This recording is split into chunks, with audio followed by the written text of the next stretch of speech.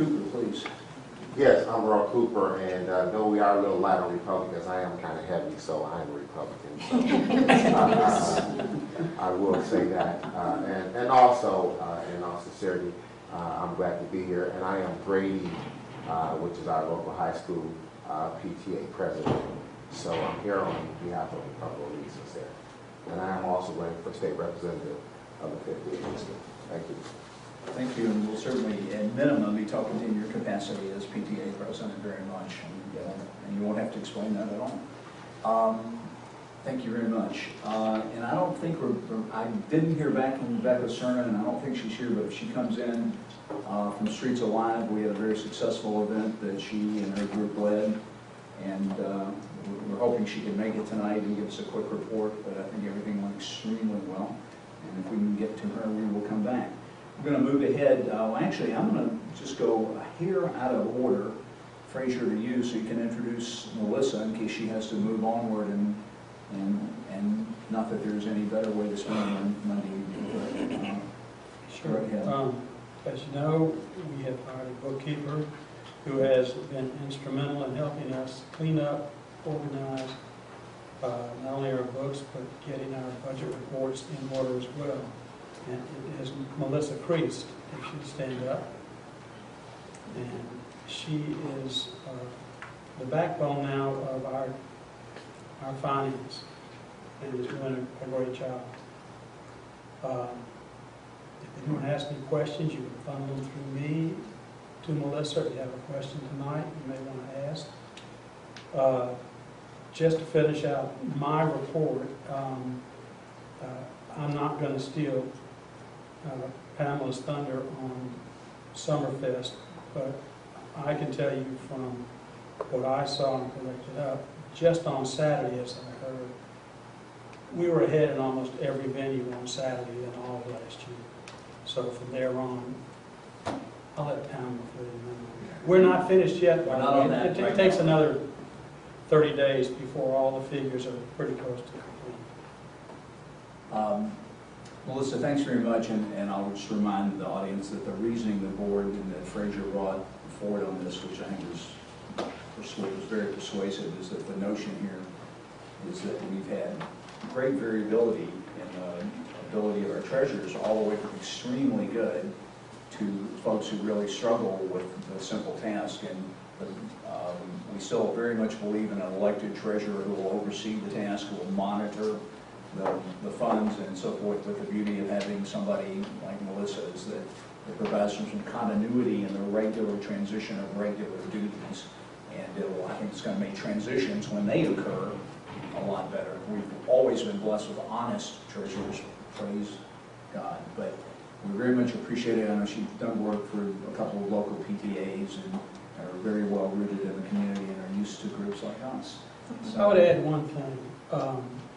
Y'all wouldn't know this, but for Summerfest, there's no agreement we have that she's going to be around for Summerfest. She doesn't live in the neighborhood. She's in Morningside, but I want to tell you that she was available and made my job on Sunday, as we clear up a lot of bills right there on the spot with a lot of people, which last year for me was absolute chaos, my first time.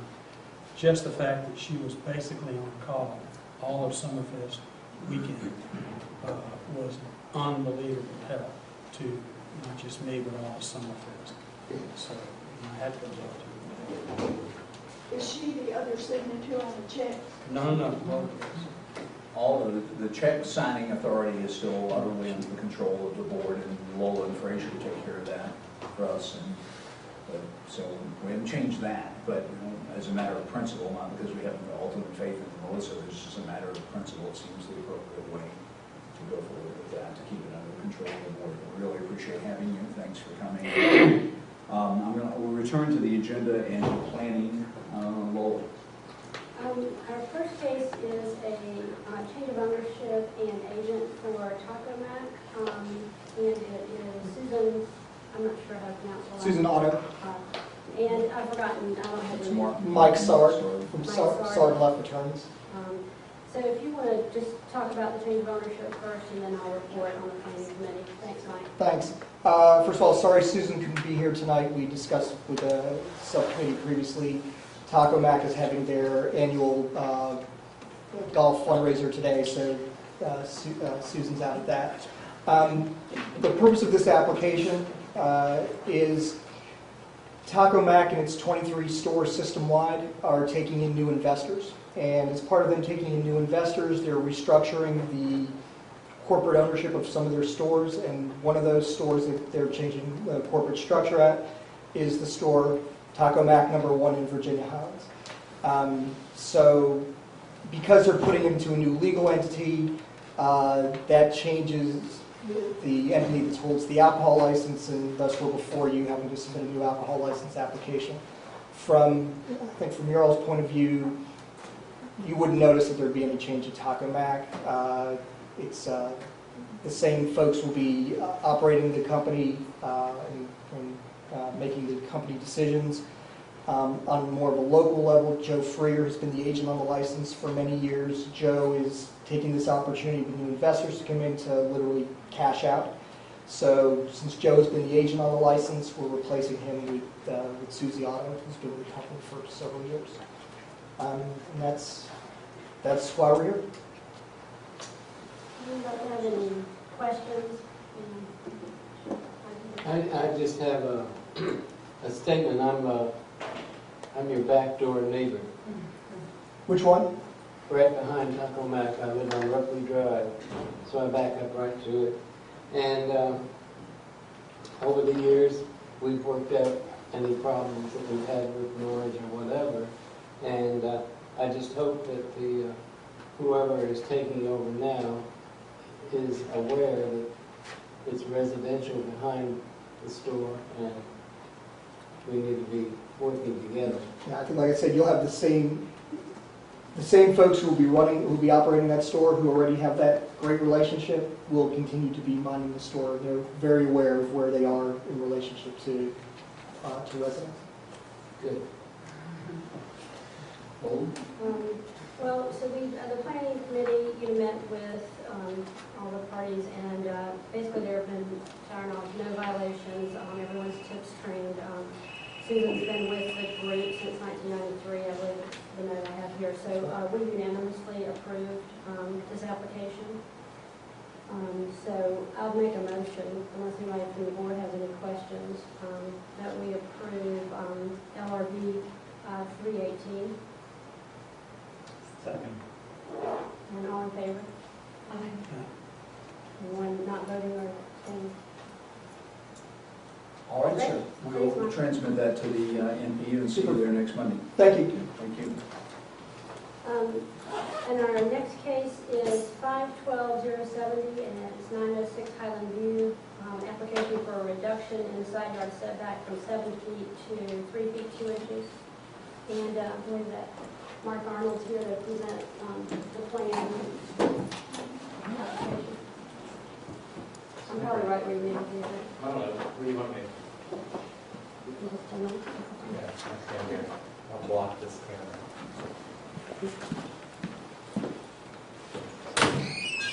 Okay, so I'll present to the board and the audience. This is a existing house, 907 Highland View.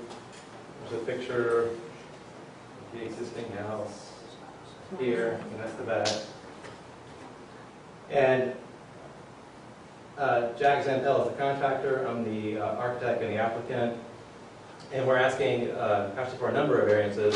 It's a rear yard reduction of the rear yard setback from 15 feet to 11.1 for a two-car attached garage, and reduction of the side yard setback adjacent to the garage from 7 to 3.1. A reduction of the look side, Jack, that's west. I'm going to continue to insist that it's an east-west street no matter what. Okay. East-west street, and that would be... It's the front is the north I'm side. going to say south. I'm going to say south, adjacent to 911. Reduction of that from from the required 7 feet to 2.8, which is where the existing house is, 2.8 feet. And then reduction of the front yard setback well, it's confusing. It's written to 19.1. Really, if I were the zoning person on duty downtown, I would have written it from 35 to 26.1. That's where the house is. Because we're adding a front porch, an open front porch is allowed to encroach 10 feet. But it's written 19.1. That's how we'll present it. So it's a setback pretty much on every piece of the property, which is the most I've ever requested before. However, it's not to be difficult. It's because basically there's existing conditions that force a lot of it. What we are proposing is to go up with a second story on this existing house, straight up. It's a tight little lot. It's 7,500 square feet or so. Jack Zantel, I think, is doing the right thing and renovating it and going up as opposed to tearing it down, which I think was considered for a minute, but we both would rather renovate it. It's a little greener to do that. And so as such, we need the setback variances. We're fine with lot coverage. We're actually reducing the overall lot coverage from 51% to 48.3%. And we're doing that because we're getting rid of an existing swimming pool back here. So the house is getting a little bit bigger, but we're getting rid of a pool and we're putting some ribbon cuts in the driveway with some grass strips. So we're reducing lot coverage from over 50% to under, and floor area ratio is at 43%. So that's sort of the upfront stuff, the history. And I'm sorry, I have plans. Do you want plans? I'm sorry. This is a spec house, or is this? This is a spec house. I need that one. Don't take that. Okay, I need this one because the second part of this is Jack and I met with the planning committee, and out of the planning committee, we responded to some of the suggestions, which was adding the ribbon cuts to the driveway and adding rain barrels, 2 at the garage, 2 at the house, to contain some of the water on site. We also have reached out to the adjacent neighbors, 3 across Highland View, 1 on either side, 911 and 901, and then 2 behind us on Drury. We have 3 letters, 3 proof of mailings, and 1 that I dropped off and talked to the person, and I need to follow up with that. The neighbor on 911 is it's this house right here. And we got a lot of feedback from the neighbor at 911, a lot of good feedback. They were concerned about the height of this house and the closeness to their property, because that's the 2.8 foot side. So what Jack and I did is we went back and we took into consideration what they said, and we revised the plan slightly. We were coming straight back and extending this 2.8 feet line back to the back corner, but instead we're stepping that in now, so it's 4.8 feet, which the board here. So this, we step that in. So where we're adding new construction, we're not going to the 2.8, we're going to 4.8, which with the 9.2 that's already at 911 gives us 14 feet from that existing house, or between the homes, which is going to help in terms of the overall feel, and it's equivalent to 2 7-foot setbacks, and it meets separation requirements put forth in the International Residential Code. So the only other thing that I'll add is that I will add that in doing that, in stepping this in, we didn't then push out the other side. We absorbed it in the house, rearranged some few things, so lot coverage is further reduced. So now we were just at 50, right around 50, and so it took us to the 48%. So the board, I don't usually do boards, so I thought I'd do a board for this, and the reason I did, I'm going to hold it back here, is because I don't usually do houses that go straight up. Most people who are familiar with me, I do a lot of work in the neighborhood.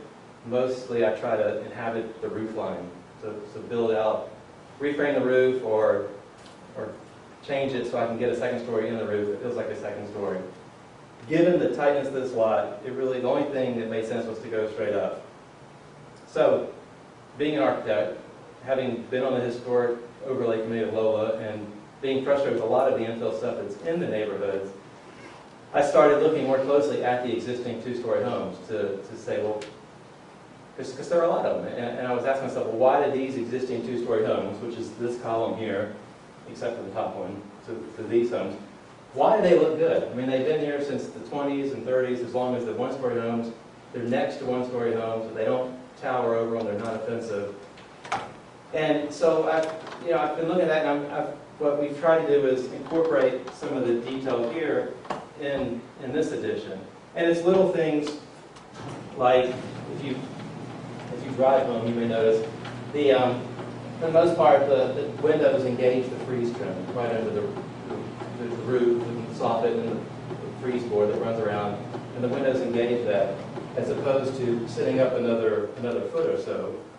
Not to pick on 9/11, but this sits up higher, and that helps bring the scale down. It's things like adding the porch on the front of the house, the one-story open porch, to help bring the scale down to the street. Keeping everything at 9-foot ceilings, not jacking up to a 10-foot ceiling. And then just trying to make a thoughtful composition. So this is what I've looked at. This is actually an infill home on North Morningside that I think is really successful, that does a lot of the same things I said.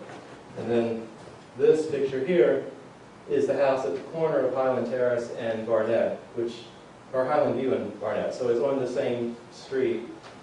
And my colleague Ben Dooley did that, and that too I think is very successful. The windows engage the freeze trim, he's put a porch on it, the roof pitch is I don't know what, it's probably 5 and 12. So all of that helps bring the scale down. So that may be a lot of things that you don't want to hear, but I thought it was worth saying. And So if you compare the two, the 9/11 to the one you're building, I mean, height-wise, total height, not including... last page in that handout. Is 9/11 the hideous greenhouse? I wonder it might be in the audience. You know what? They thought it was too big too, and they moved. Oh. The people that built it. Oh, okay. Okay. It's a big house. It's the greenhouse, the big square one, right? It's this one, yeah. Oh, yeah. I'm colorblind in the browns and greens, so I don't know. I didn't know it was green, but It's green. maybe it's green. And I think they were able to build that without getting a variance, right? That was just... I don't know. I think. And the only reason They built it without getting a variance. Yeah. It's 90%. It is not 50%. there's a lot of coverage. I mean, these are photos of the site. This is the back of 901. This is 911. But the point's not to talk about 911. The point is to justify what we're doing. And but to answer your question, we're under the height of 911. Part of that's because topography. The street's going downhill. But even if it were on a flat plane, I think we're still going to come in under. I'm right at 28 feet average height, which is kind of, I know zoning lets you go to 35. I try to keep my ridge at 28 because that's just what feels good. So that, between the edge of the gutter on 9/11 and your roof, that's 14 feet? No, not the gutter. From the So how close are the face of roof the lines? house. I don't, let's see. Yeah, I mean, because So if I think we're doing about a foot overhang. Let's say it's a foot overhang. Well, at worst, at most, it's a 2-foot overhang on each house. So it's going to be 11 feet, but I don't, or 10 feet. But I think it's more like a foot. We can say right now what overhang we want to do. To have the contractor in the audience. I mean, if we need to limit the overhang to 8 inches, I think we'd be willing to do that. Actually, the folks next door haven't even asked for that at all, but I mean, I think y'all should make your own call on that. Can I ask you I know you did the revisions, appreciate that. That was a nice response to the concerns. You haven't filed those downtown yet, I take it? No, the date stamp site plan I have is actually the site plan before I even met with the planning committee. So I'm imagine any sort of motion is going to It's going to be conditional upon refiling. And I do just want to say about irony is not a component of the law, and we don't use it in the planning committee. It's not, we're not allowed to use it in the planning committee or this board. However, awash in it, one may feel from time to time, it's just not contained other than unintentionally in the code of the city of Atlanta. So we don't do irony. We have to deal with this house regardless of whatever happened next door to it, on its own merits or demerits, as the case may be. Lola, tell us what the adventures after this occurred. I think Mark actually outlined everything very well. We had a site visit, we made a few requests, and they were very, considerate and able to make some changes. They talked to all the neighbors, made changes for them. So we feel like we've had a lot of good headway and they're very respectful of what we want, what the neighborhood wants. So we actually unanimously approved. Of course, it'll be conditioned on, the plans that are now dated but not stamped. Do you know what they're dated? The latest with the revisions, my date on it is I'm sorry, I don't have it. We're going to need a signed copy of that for your motion. 5/31, but I'll get it date stamped. Well, no, I know you will, but for tonight's meeting, if I understand your motion, well, if you're basing it on that, it's going to be a signed copy that we need to sign right now to go forward with, that we'll compare to the revised version that emerges as this move. What were the neighbors? I know extensive conversations with the neighbors with the planning committee. Report on those. Sure. The neighbors which one? 9/11 is to the At the east. Yes, 9/11 to the east. Did come to the planning committee. They were, they had their ideas and thoughts very well organized. They met with us on the planning committee night. The wife did, and then the husband was out of town. So we had a conference call with him afterwards and just discussed kind of the history of these types of things and how we work together. The planning committee process is we're the boots on the ground that know the neighborhood, so we're there in the neighborhood.